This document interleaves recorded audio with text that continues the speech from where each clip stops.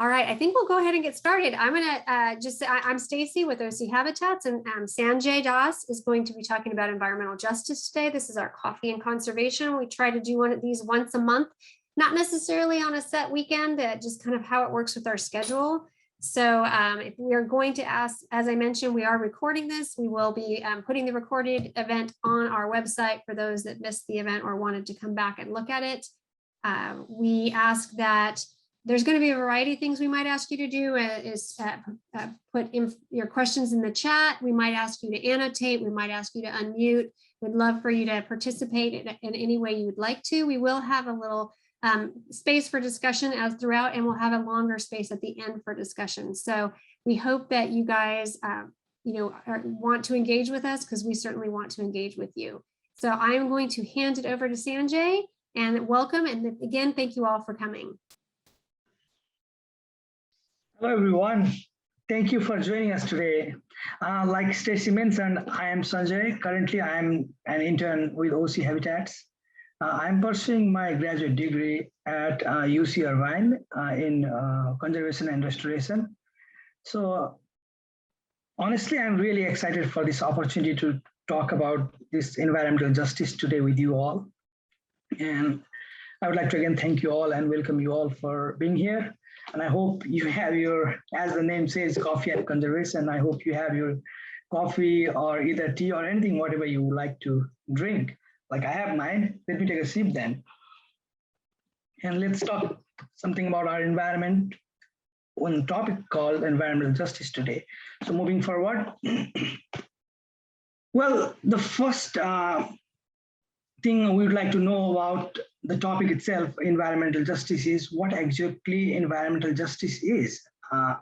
According to Government Code 65040.12, environmental justice, hereafter I'll refer it as EJ, is defined as fair treatment and meaningful involvement of all people, regardless of race, color, national origin, or income, with respect to development, implementation, and enforcement of environmental laws, regulations, and policies.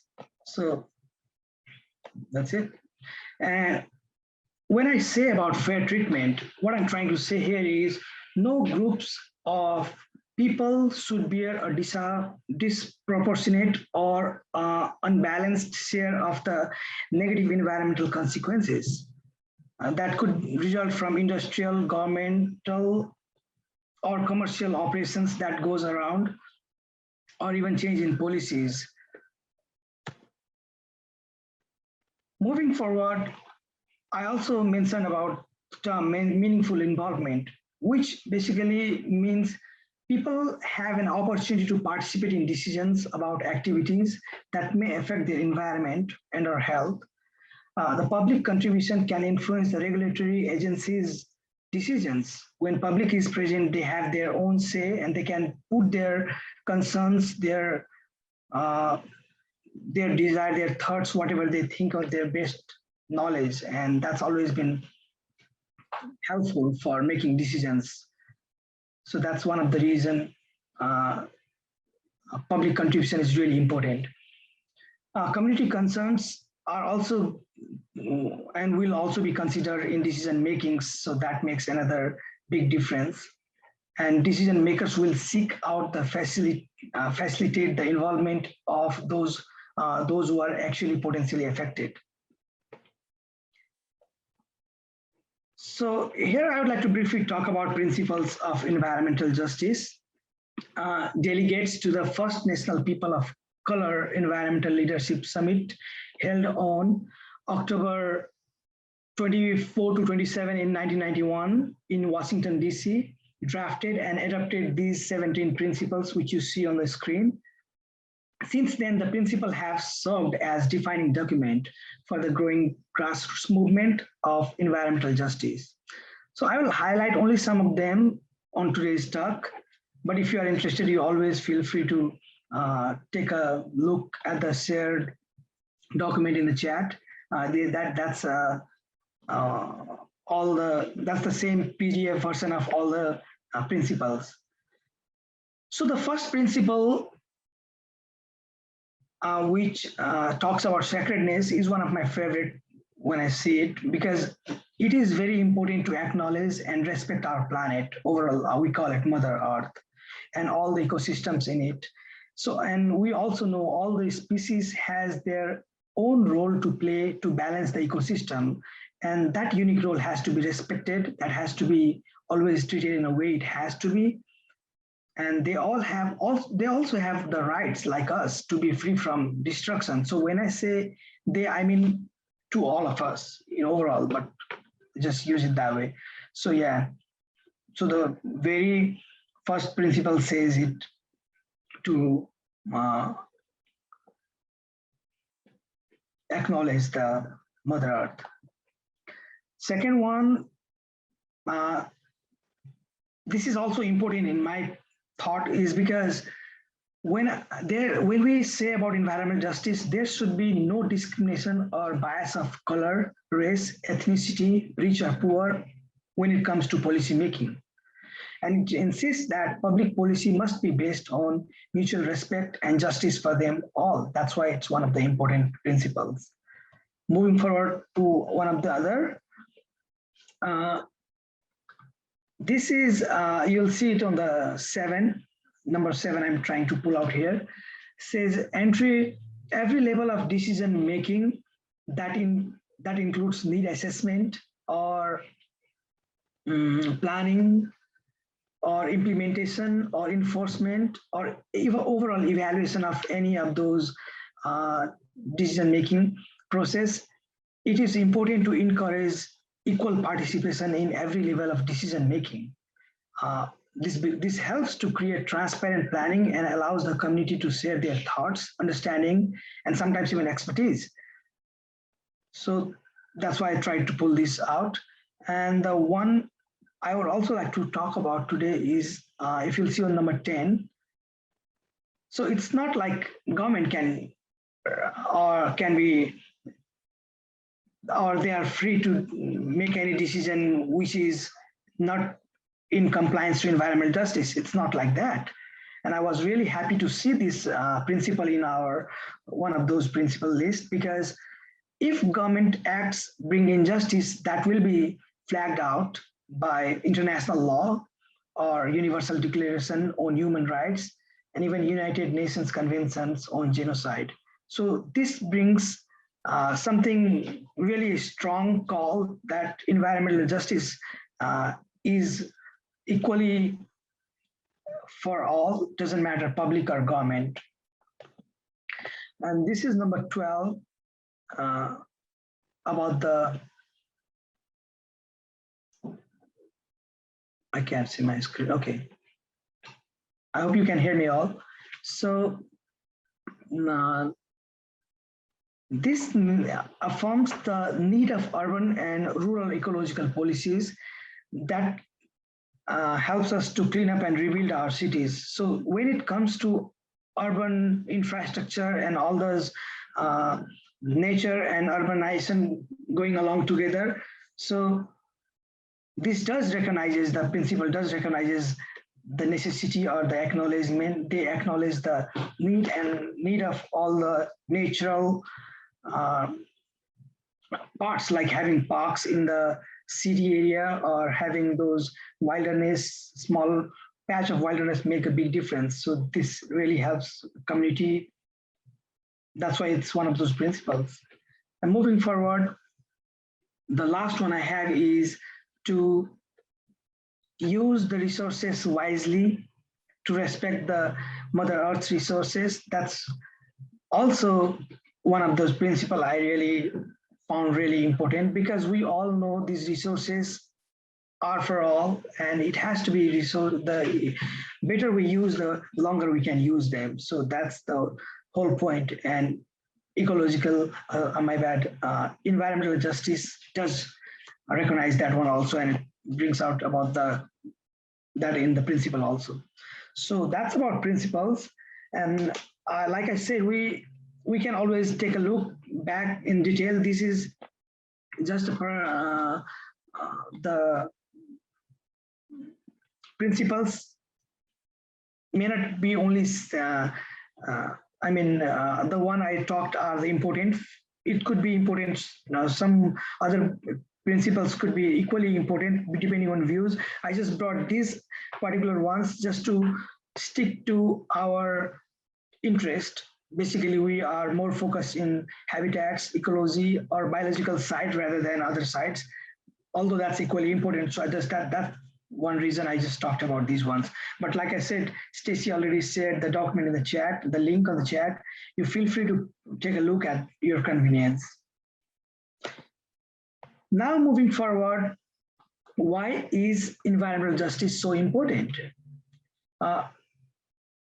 I think environmental justice is important because first, it is a basic right. And also it allows everyone to have some level of legacy over the decisions that impact their lives. When I say level of legacy here, I'm trying to say everyone is equally, everyone feels the equal ownership or possession because they have been involved in the process entirely. So that's why there's feeling of ownership, and that's why it goes over the generations, later generations. So that's why there is a feeling of legacy here. And without environmental justice, many people are made to be victims of the plans and ambitions of others, like we have seen in past. So if there is to be any hope for everyone being able to be free or to have a meaningful life, environmental justice must be protected so that one person cannot ruin the lives of many. And I'll talk about more of these in details, the effects and causes in future slides. But before that, I want to briefly bring this slide, and I want you to all take a look at this. I have divided the components of environmental justice in basically two groups, or you can say two components. One is the choices we can make, or which is action that you can control. And one is the choices that one cannot make, or the action is beyond our control. So I have an example for both of them. When I say controlled action, we can say recycling, or we just recycle our plastics or recyclables, whatever, and that action we can actually control. So, and that has impact on environment. So that's how I tried to bring up these two components. And second one, when I say the action beyond control, say for instance, there's a mining company there's a mining bin installed close to your community, but you want it or not, it's already there and you had no control to make decisions. I mean, direct control as in right away, instantly, you cannot make that change overnight. So that's something I categorized as action beyond our control. So I want you to help me out here with both of them, and feel free to put on the chat, or I'll annotate it. I will, and you can also feel free to type it in there. We're using annotate tool, and or you can always speak up. So what do you all think about that? Let's start with, say, control action. Do you think any of those actions that you do is in your control and helping environment in long term?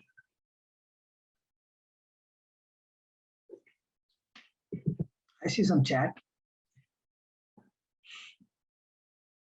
Yeah, okay, no littering. Yeah, for sure. Oh, there were some other also. Not littering is definitely one of those. So I'm writing here, no littering. Yeah, she got it. Stacy got it. Thank you, Stacy. And then we also have, okay, Ryan, when you say not littering, you mean about yourself alone, or you mean as a whole? Like I meant as a whole. Okay, that sounds good, and that's a really good one.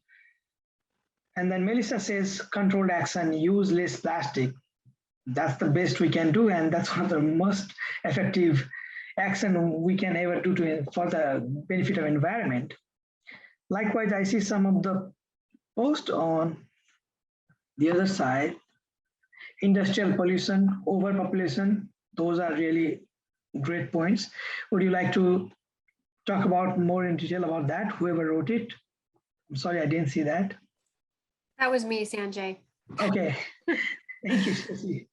The only thing I would say to that is obviously, as you mentioned, I mean, humans are the ones that run the industrial companies, right? However, the general public and different communities don't have control over those industries. And the other thing with industrial pollution is we know that pollution doesn't just stay where it starts, right? We have wind, we have rain, we have things Right. that move our pollution around. So that's the one that's out of our control. And of course, overpopulation, that is also still our fault.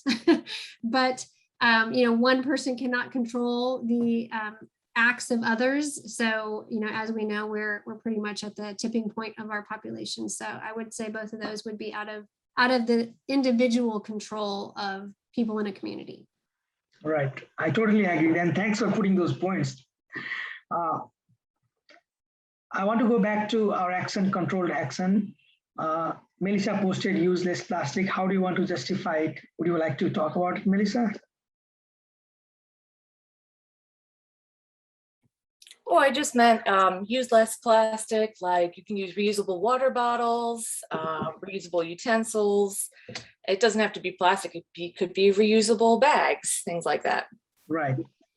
Yeah, that's what I wanted to bring out, but you already talked about it. Thanks a lot for that. Yeah, we can always have those choices. Like we can carry a use and throw water bottle, or we can carry our reusable water bottle. Like for instance, whenever we have event at OC Habitats, we try our best not to use or avoid plastic use wherever we can, and that has been effective. And some way or the other, whenever we have the event, we have at least 14 or 15 people, and we know all of them are pretty concerned, so that makes a big change over there. And there's one very good accent came over is consume less. I don't know who placed that in, but could you like to talk about that? Well, I put that in there to kind of say, as Melissa said, it doesn't necessarily have to be plastics. So it would be just consuming less, right? By using reusable things, you're consuming less things, whether it's, wood, plastic, paper, whatever, if you're using something that doesn't have to be constantly replaced. So I was kind of just adding it on to what Melissa had said. Okay, thank you. Yeah, that makes sense. So is anyone else want to add? Or you don't have to type or chat. If you want to talk, feel free to unmute yourself, and you can always put your examples, whatever you have. So let me share you my list, and I don't say that those are right or wrong, but that's what I feel. So I have them here. Let me clear them first.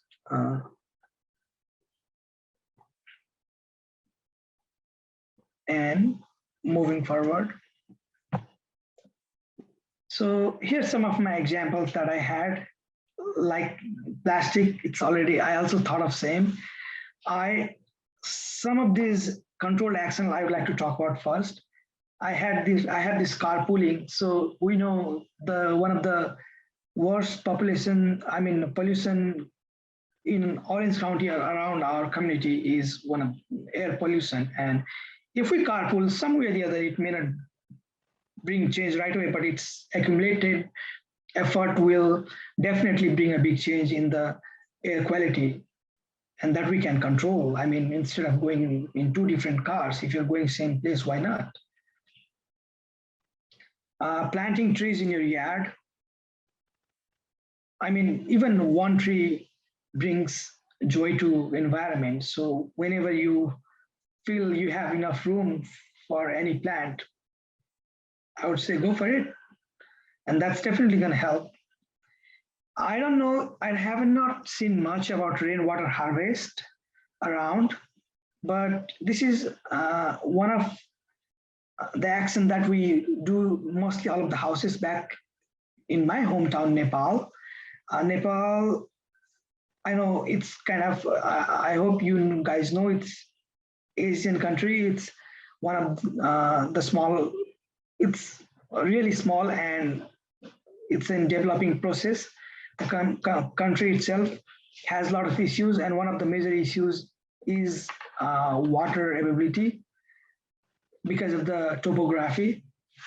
And rainwater harvest has been really helpful on that one. They just harvest the rain, they store it, and they use it when they can use it for, they use it for agriculture. So that's helping. And also I have this no food waste. I don't know if we have taken a look on that one. If we, I feel like if I can protect any way or the other, if I can protect, if I have to protect agricultural industry or say food production, it has to start from me. If I buy some fruits, I make sure I buy whatever I would need, or buying and rather later, a week later, trashing is not wise call, and we can protect that. And those actions is also, actions are, I think those actions are also really important. I mean, you all have your own say, so feel free to unmute and give your reasonings if you have to. And I have some of the action beyond control where I have placed mining or clearing of trees in the street. We can never clear, I mean, we cannot make decisions if it has to be done, and it won't make change right away. So that's why I placed it as beyond our control. Highway expansion, construction dams, constructing of dams definitely destroys the whole habitat if it's not done in a proper way, and that we cannot control, but it is bringing change. Industrialization and air pollution and all other pollution. So yeah, those were some of my points. I hope it brings clarity on what exactly I was trying to talk about when it components in as in controlled and beyond our control. Moving forward, I open the presentation for open discussion. How whatever we have discussed so far, feel free to put your questions. You can unmute, you can chat, or whatever you have to say about environmental justice. Sanjay, I have a question. When Yes. you talk about the level of legacy and that giving a feeling of ownership is what helps people make, feel that they'll save the environment because they feel like ownership. Has there been any studies, or are you aware of any studies that have been done that show that there's a correlation directly to that? You mean level of legacy? Yeah, that the feeling of ownership, that ownership actually makes a difference, Right. as to environmental justice, or protection of habitats or green space or whatever.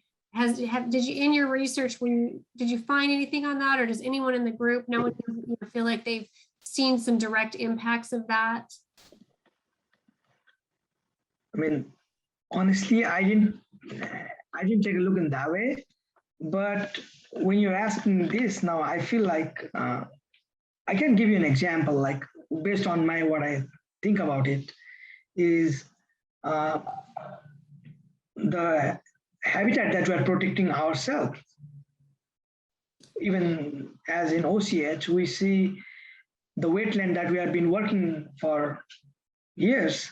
Now, when we see there a change, and then we feel that, yeah, this is done by us, and we feel ownership, and also the legacy, level of legacy rises because you feel that your action has brought change on that particular wetland.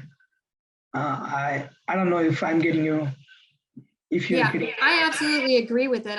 I was wondering, and this wasn't part of your presentation. It's just something that I think about is, I actually believe very much so that when people become part of something and they take ownership of it, and we're not talking about, oh, I own this, I have a grant deed to, a piece of property or whatever. I'm just talking about, like what you said, is being involved in your community, helping, if you're restoring something or, whatever it is. And because you're part of it, you obviously don't want to see your work undone, right? And I agree with it. I just wondered, has there been any studies to support how much that helps with the process? OC Habitats absolutely believes in that, and that's why we're always reaching out to the public to help us do restoration. And when we're out there, we do education. So when people leave, they're not feeling like, oh, I just picked up a bunch of trash, but I don't really know why. So I was just curious. You don't have to have an answer to it. It's something that I have thought about, and I'd be curious to know what the statistics are behind it and how much of a difference it makes. Right. Yeah. Do we have any other questions or any other thoughts on any of the topics we talked so far? Well, I have a question, but it's a broader question, so maybe I'll hold off if people have more specific questions.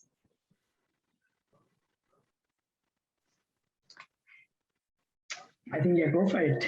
Yeah, I don't think you have any competition, so go ahead. Okay. So I'm with the Banning Ranch Conservancy. We've been spending a whole lot of time with our effort to save property in West Newport Beach, Banning Ranch. And we're kind of, I guess I would say, playing catch up with environmental justice, and very, very interested in how we can be involved and how we can help. And so getting involved in terms of coming to this and a variety of other ways to learn more about it. And I'm curious about where progress is being made, but more in kind of a general sense. Even with the sort of the politics of it, and where the challenges are, and where that I would say that the progress has been. If that's, maybe that isn't the appropriate question for this session, but it just maybe a slightly of a bigger picture kind of question, I guess. Yeah, I totally understand what you're trying to ask and what you're trying to bring. I definitely agree. Like, yeah, there's a lot to cover in this topic itself, because it's really, really a huge topic. And when we say environment, it brings all the aspects, and we start with conservation or science-based, but slowly we get somewhere the other involvement of all those administration and all those things come, and then everything comes along, and that really, really makes everything harder. So I totally understand. But when you say about progress, yeah, I really think that's really a good question. But the only thing what I found, one of the example that I was looking for in and around our community. So I found this one of the action that was taken in almost 7-8 years ago about the LA air pollution status. So on that one, I think I'm getting your question right? You're trying to see what environmental justice progress looks like currently, right? Yeah, and just a sense of where progress is being made, and where are the challenges, and where are there more successes in that sense in the various areas of environmental justice. And this is probably too broad a question, because you just talked about several areas when you had your list. Right. I think it's a good question, though, Stan. And there are some programs going on right now. Sanjay, do you mind if I just jump in here? Oh my God, thank you. I know California Coastal Commission has been working on an environmental justice program for the past probably 3 or 4 years. And I know there's a fair amount of grants that are out there that are really, really focused on environmental justice focused projects. So, whether it's, you're restoring something, but you're restoring it in an area that, not just in Newport Beach. Oh, it's beautiful Newport Beach that, but it's actually in somewhere like Santa Ana. So I have definitely seen that progress as far as their promoting of it. But as far as measuring the progress thing, I'm not sure. We don't have that. I would say we don't have that data, but And I think we're really new into it, right? I feel like even though environmental Yeah. justice has been around for a long time, I think with the BLM movement and a lot of things that have been going on in the last few years, I think this sense of environmental justice is much more heightened than it's been in the past. So I think really I feel like, unfortunately, we're at the front end of it instead of being more in the middle or, where we should be. Right. That's a really good question, and deserves some looking into for sure. To find like where are we? We're talking about it, but what is actually happening out there, right? Where are we seeing positive results of this movement that is super important, right? Yeah, and because we're acquiring land and because we're going to be very, very involved in the uses of that land, we're really interested in this. Yeah. We want to do as much as we can with the with that aspect of making Banning Ranch a park and nature preserve. Right. So and that's open very, to very, everyone, very right. And access and things. So that would probably, right. in my opinion, my first thought is have educational programs that have grant funding that you can busk people in from areas that don't normally, that's free to them, right? So that whether it's a shuttle or however you work it, that people that don't have, that's a big thing for areas of low income and stuff is the transportation, right? One, access, if there's a cost for access, and two is getting there in the first place. So when you take those two away, if you don't charge anything for someone to go in and you can get them there, those are the two big factors. I think even if it's not in their community, if you can't go into Santa Ana and create a beautiful nature preserve, then how do you get the people from Santa Ana into your preserve? Right. Yeah, and that's where you chase down those grants that support transportation. We're going to have a bus that goes out once a month to Santa Ana and it'll take this many people. I think that sounds like a fabulous plan.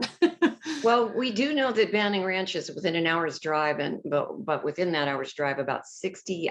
I hope I'm right in this stat that it's about 60% of the population is low income. Right. So there's a huge need for big parks like this and nature preserve, and but that's a good point. It's not just about it's about some of them may not be able to make that drive. Many of them may not be able to. Exactly.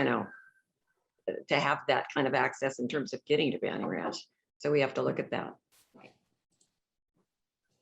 It doesn't look like we have any more questions, Sanjay, if you want to move forward. Sure.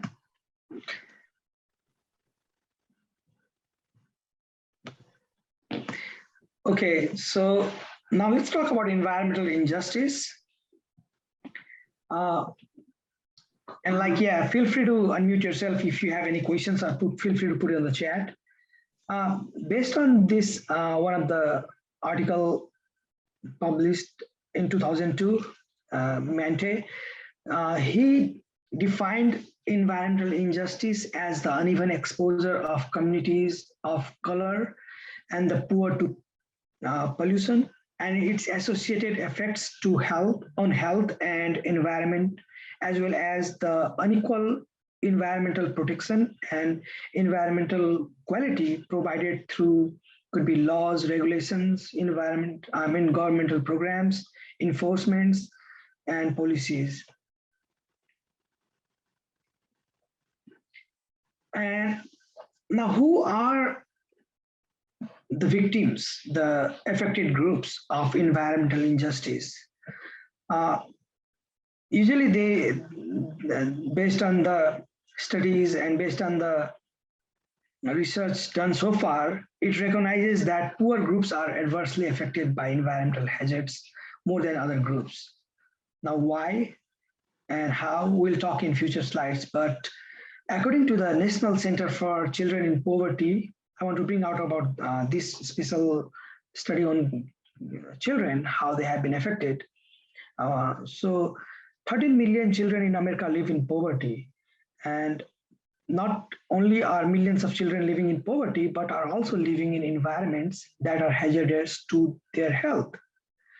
And children are more likely to live in environments with heavily polluting industries in their community, hazardous waste sites, contaminated water, soil, and even some of the houses deteriorating lead-based paints. So those are bringing the children's health at risk of many diseases such as asthma, cancer, poisoning, lead poisoning, even obesity and hyperactivity. These are all the results in long term. So that was one of the study that was shared. So I just wanted to talk about it as an example. Now, when I talk about the causes, I was referring to various articles and readings that I did during my presentation preparation. I realized that it's very hard to say this is exact cause of environmental injustice, because this is more like accumulation of a result of one thing to the other. Like, for example, I have placed racism, and then I have said about that it could bring alienating low-income community members, it can affect, and also failing to represent all groups and governments. So that is basically the result of racism and that we see around. So that could be one of the cause. But environmental injustice is usually influenced by dominant groups in the country. And according to United States Commission on Civil Rights, they say many factors contribute to disparity, including racial-based zoning practices, infrastructure development, and housing segregation. And by addressing these problems in a widespread and coordinated way, it is possible to undo many of the problems created so that communities can focus on improving their lives. And basically, so some of the causes of environmental justice, in my view, are, like I said, racial discrimination or racism, and other two attached with it. And on top of that, industrialization also brings a big impact.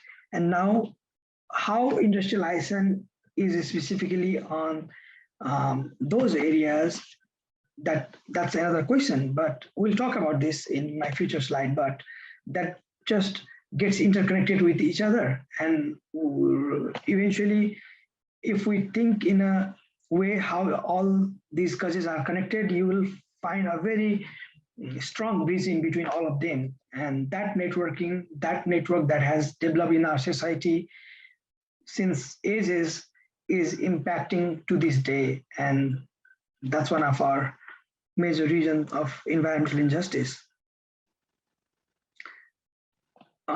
When we say causes, there comes consequences as well. And some of the general consequences of environmental injustice are listed on my slides, but it may not be these alone. There are numerous other impacts, but I would like to bring some of those on this talk today.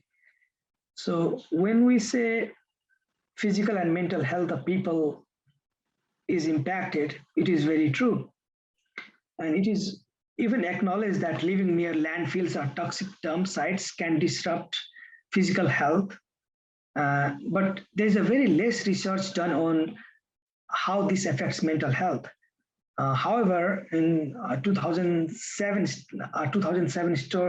study done by Social Science Research found socio-demographic or perceived or continuous exposure, objective exposure, and food consumptions variables are significant predictors of physical health and psychological well-being.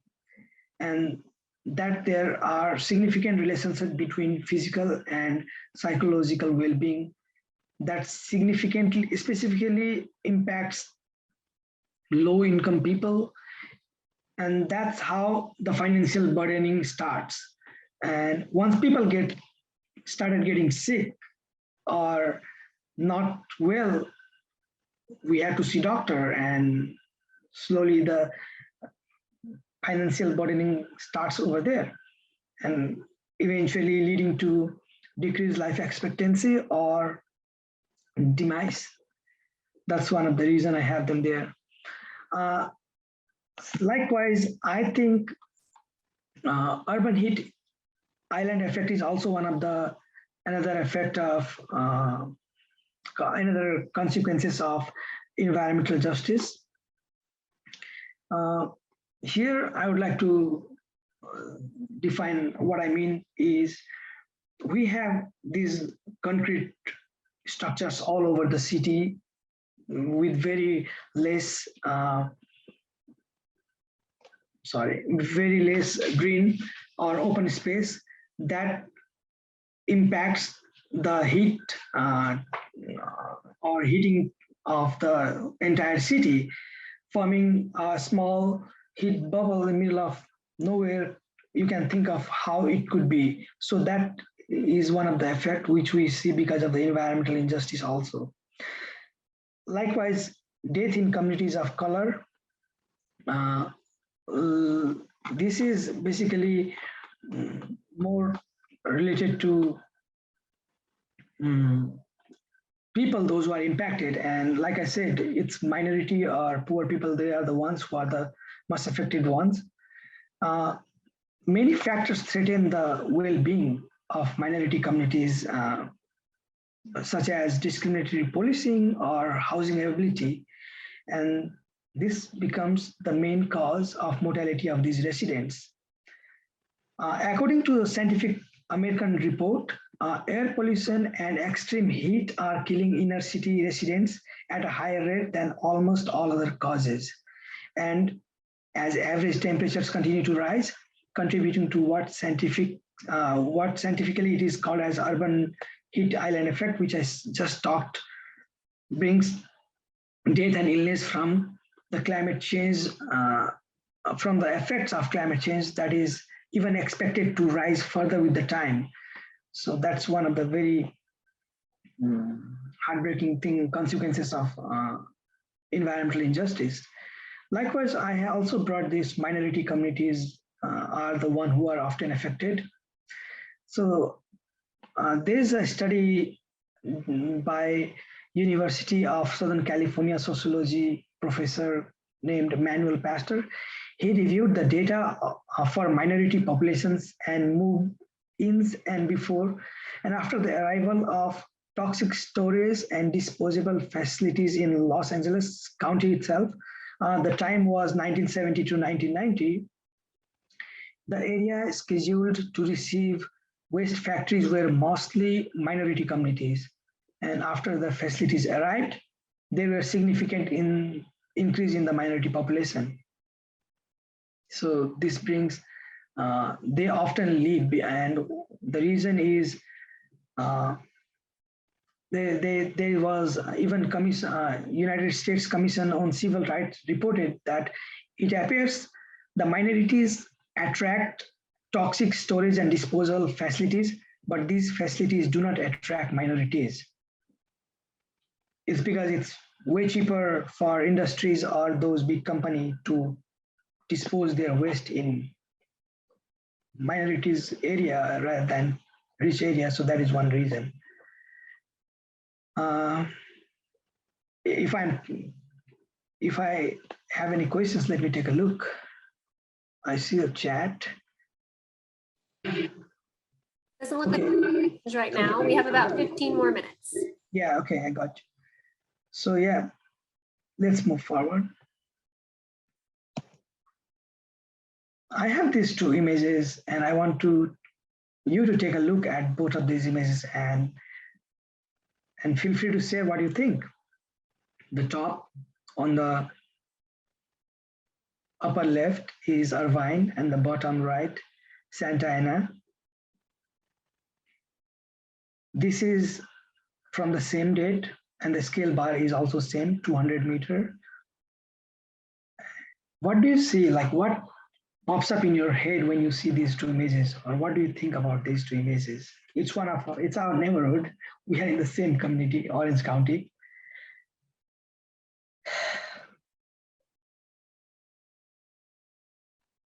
I see some chat. Overcrowding in Santa Ana. Yeah, that's my point. That's really great. That's the observation here. So yeah, look at some of the schools in Santa Ana and the same thing, fewer green space in Santa Ana, right? No green space. Yep. Yeah, that's my point here. So you can see, I don't want to comment on any of those cities, but all I want to say is when we compare a city which is right next to each other in Orange County, we see one with a lot of those open space and green, and at the same time, the other one is full of concrete jungle. I would say forest, yeah, concrete forest. And now I want you to think what would be the environmental injustice or environmental justice status in both of those cities. So yeah, that's what I wanted to bring here. Since we are running out of time, I don't think anyone has any question or anything to share, so I'm moving forward. And I brought some of these examples of environmental justice, how it looks like in Orange County. The one I have on this slide is about the lead contamination. Like other counties of California, Orange County also faces a number of environmental challenges for sure. And this example of lead contamination is one of them. The image on the right, it's a city of Santa Ana. It is facing, based on the study, it's facing a huge soil-led contamination crisis that is, extremely impacting lower income people of lower communities or color communities.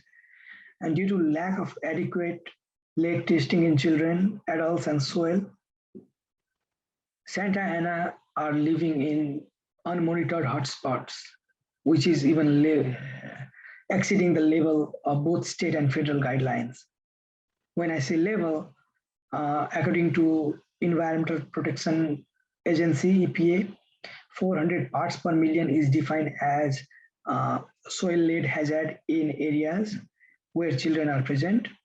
However, the California Office of Environmental Health Hazard Assessment has deemed that level too dangerous for children, and therefore it is lowered to 80 ppm. That was done in 2009. But despite that big difference and having evidence, the state fails to set 80 ppm a state regulation yet. So one of those concerns we have here, that's why I wanted to bring this. How is air quality? Air quality, like we have been mentioning it right from our beginning of our presentation today, our talk today, it is really saddening to see the air quality. You can see your chat to see the link of a map that will take you to the live data of air quality data of your surrounding or entire world, wherever you want to look at. So based on this data, let me mention quickly about the limits. Air quality index, AQI, calculates concentration of monitored air pollutants from 0 as good to 300 plus as hazardous. So based on that, you can compare what are those areas that have moderate, usually which is 50 plus, and all those areas you see are mostly close to freeways or busy streets. So that says what is air quality in which space. And that's why when we talk about open space and green space, that's one of the reasons we need for sure. And other issues are water quality, lack of open space. That's measured one of the most challenging situation all over the world, open space in city areas. Moving forward, I want to briefly talk about this case study, which was done in LA area. So this is called Youth Engaged Participatory Air Monitoring, A Day in Life in Urban Environmental Justice Communities by Johnson et al. And this was published in International Journal of Environmental Research and Public Health in December 2019. We can share you the study itself in the chat, but let me briefly talk about the study. The air pollution in Southern California does not impact all communities equally, and this study is one of those examples that proves why it's that case. And based on that, communities of color are more burdened by poor air quality and more likely to live near industrial facilities and freeways. And government regulatory monitors do not have spatial resolution to provide air quality information at the neighborhood or personal scale. And the author of this study described a day in a life program, an approach to participatory air monitoring that engaged youth in collecting data they can analyze and use to take action. Youth as in there was no any such harm to them. It was basically carrying a monitor that monitors the air quality in particulate matters. So that was more like just carrying extra piece of device and walking and doing your everything daily activity the way you do. And they voluntarily came up and did that. So method used where 18 participants were involved in 4 different neighborhoods. And basically the idea was to monitor pollutant 2.5, particulate matter 2.5 in their respective day of life. So the result that showed up was the PM 2.5 exposure during a day for participants was from was average to 10.7 micron throughout the range straight, but the range straight from 1 to 180. And this is the map which says which area has what kind of concentration. And data is also reflected here. And like I said, we can always share this study. Feel free to take a look at your convenience. Since we are running out of time, I'll quickly move to last slide. So when I say proposed solution, I was finding it really hard to summarize it because there were many such actions that has been taken in historically, and even many proposed solutions that could help in our future. But based on my understanding, what I felt is we need to bring the change through policy level. If policy is changed, the entire ground level issues will be handled that way. And based on that, I feel like the minority representation in government is really important, and that has to be increased. Likewise, we have to make some strengthening environmental legislations. For instance, the policies or penalties on pollution has to become more stronger or harsher to be that can actually monitor and control the level of pollution. Also, we need to reduce the areas, those areas are being more affected to all these impacts. And more policies has to be introduced to help or reduce the poverty or eliminate it by whatever way it can be. And some of those could be education, good education exposure or system for them, or increase the minimum wage to improve the life quality, or affordability or access to children has to improve. And even if there could be various ways, and whatever you think could help, feel free to share your views here.